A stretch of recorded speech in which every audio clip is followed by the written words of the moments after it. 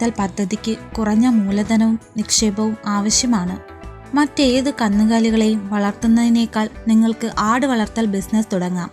ചെറിയ നിക്ഷേപം, വളരെ കുറഞ്ഞ സമയത്തിനുള്ളിൽ ഉയർന്ന ലാഭം. ഇതുകൊണ്ടാണ് ഈ ബിസിനസ് അതിവേഗം വ്യാപിക്കാൻ കാരണം.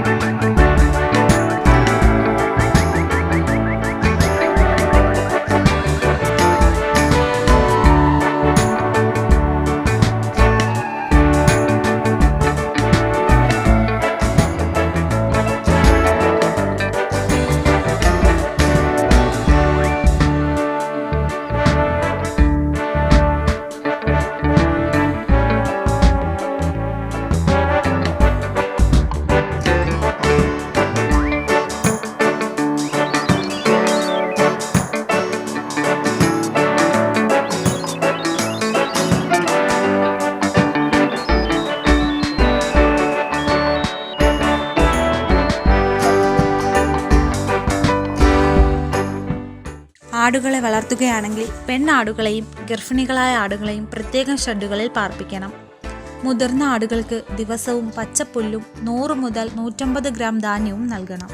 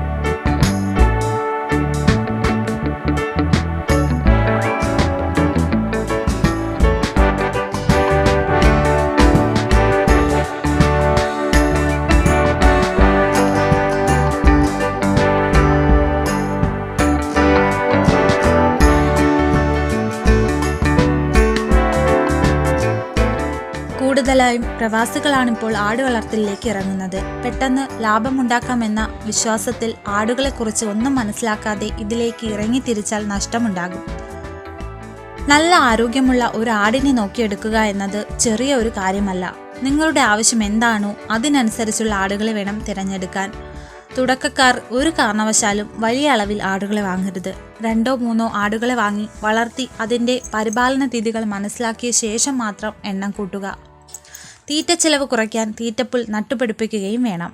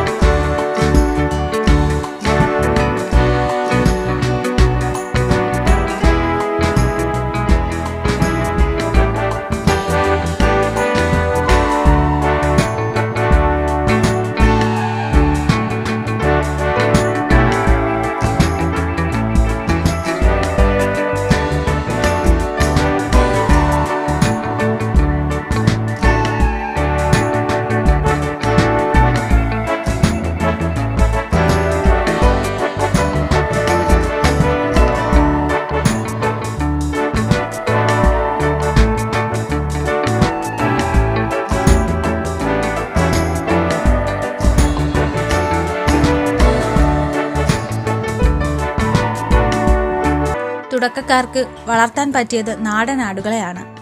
ലാഭമുണ്ടാക്കുക എന്ന ലക്ഷ്യത്തോടെ ബീറ്റലോ സിരോഹിയോ ഒക്കെ വാങ്ങുകയാണെങ്കിൽ അത് ചിലപ്പോൾ നഷ്ടത്തിൽ കൊണ്ടെത്തിക്കും. അതുകൊണ്ട് തന്നെ നാട്ടിലെത്തുന്ന പ്രവാസികൾ അവരുടെ ചുറ്റുപാടിനും ജീവിത സാഹചര്യങ്ങൾക്കും ഇണങ്ങുന്നവയെ വളർത്താൻ ശ്രമിക്കുക. CO3, CO4 പോലെ തന്നെ ഇപ്പോൾ ലഭ്യമായ സൂപ്പർ നേപ്പിയർ പുല്ല് നട്ടുപിടിപ്പിക്കുന്നതിലൂടെ ആടുകൾക്ക് നല്ല ആരോഗ്യവും അതോടൊപ്പം തീറ്റച്ചിലവും കുറയ്ക്കാം. ചോളവും ശർക്കരയും കൊണ്ടുണ്ടാക്കുന്ന സൈലേജും നൽകാവുന്നതാണ്.